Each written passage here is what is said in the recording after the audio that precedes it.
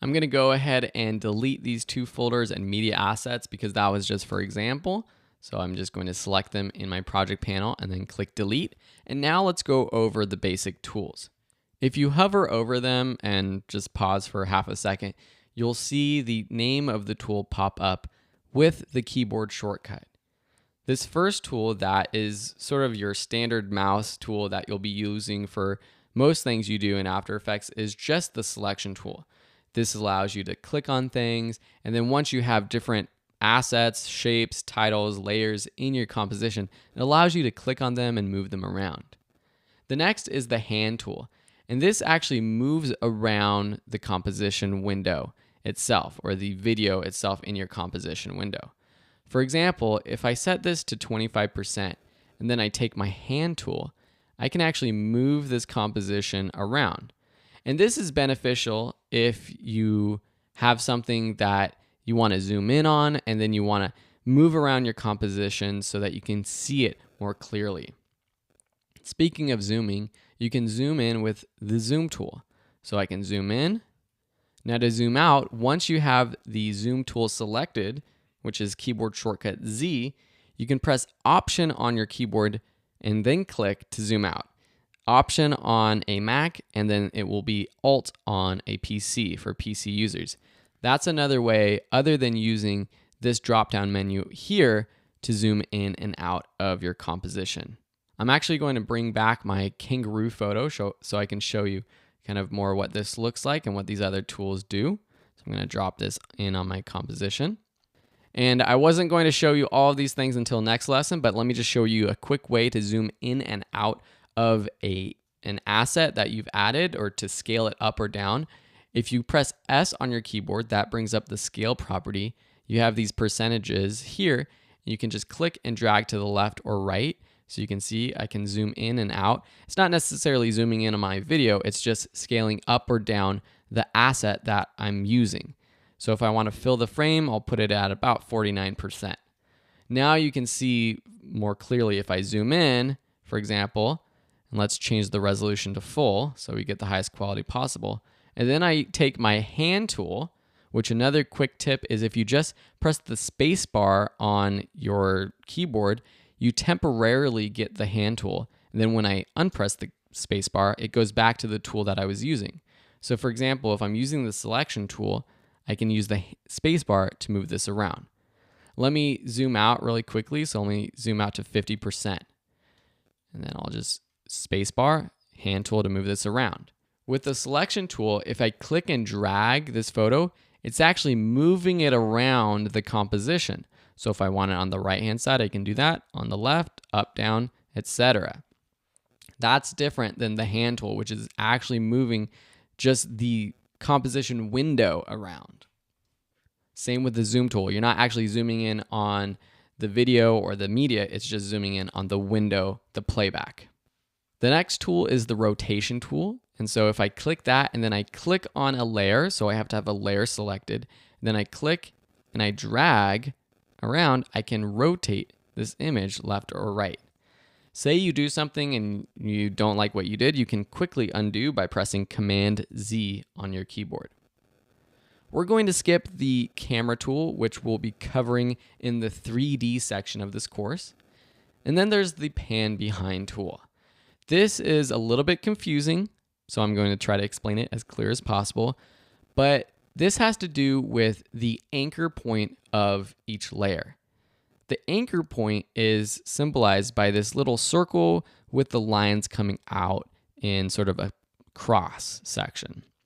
You see that? It's right there. It's kind of hard to see, I know, but it's right there in the middle of this layer. And what this does is it anchors all of your different properties to this point. So remember when we scaled this photo up and down here with the scale property? So if I zoom in and out, where is it zooming in and out from or scaling up and down from? It's scaling up and down from that point right there in the center, the anchor point. What if I move this point down to the left, which I can do by clicking on our pan behind tool or the anchor point tool? I can drag this anchor point down to the left. And now if I scale up or down, it scales from that point. See how that works? And so the anchor point is going to really come in handy later on when we're changing how we animate different layers. This will also affect the rotation. So if I go back to the rotation tool, it rotates from that anchor point. In the rest of this lesson, we're just going to go over these 3 other tools: the rectangle or shape tool, which is also the mask tool, the pen tool, and the text tool or the type tool. These other tools are a little bit advanced, and we'll be going over them in a later lesson of this course. First, the rectangle tool. The rectangle tool, or if you click and hold it down, you can see that there's more options, such as the rounded rectangle tool, the ellipse tool, the polygon tool, or the star tool. This allows you to create shapes. You will be able to create a new shape if you don't have anything selected in your timeline. So what does that mean? If I click on this kangaroo layer, it highlights this layer. You can see that when I click it, it's this sort of bright purple. If I click off of it just down here in the timeline, it sort of becomes a little bit darker.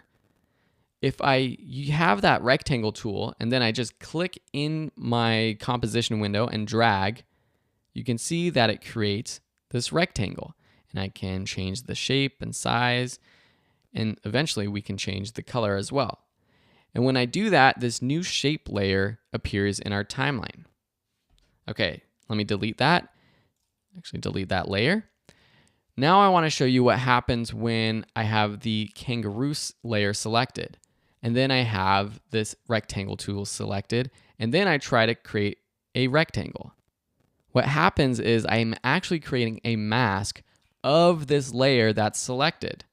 Cool, right? So if you want to crop or quickly cut out a piece of your photo or any of your media assets, you can do that with this shape tool, or what becomes a mask tool. Let me undo that and say we want to create a circle or an ellipse, as they call it. We can choose that tool and then just drag around our kangaroo's face. I'm going to show you how to create perfect squares in the next lesson. Let me undo that. The next tool is the pen tool. While this is selected, what I can do is just click around and it basically creates a custom shape. So every time you click, it creates a new point, and then you have to complete all of the points in a complete circle for it to actually become that shape. Again, with the kangaroo layer selected, it creates a mask for this kangaroo layer. Let me undo that. Undo. If I click off of the kangaroo, and then I click with the pen tool, and I do the same exact thing, you can see that without the kangaroo selected, it creates an actual shape layer. So you're now learning that these two tools, the pen and then the shape tool, they have 2 things that they can do. They can either create masks or they can create shapes. Let me delete that one. Lastly, we have our type tool. So with the horizontal type tool, or if we click and hold, you have a vertical type tool. You can select that and then you just click in your composition where you want to add type. Click. It adds that empty text layer down here. And then if we start typing, hello, you can see text. Over on the right-hand side, you'll also notice that the character panel popped open. And this is where we have all of our text options. You can change the font, you can change the style, you can change the color. And we're going to be going over more of these options in a future lesson, but feel free to play around with these settings. Now, it won't change anything unless you have your text highlighted with your text tool or your type tool selected.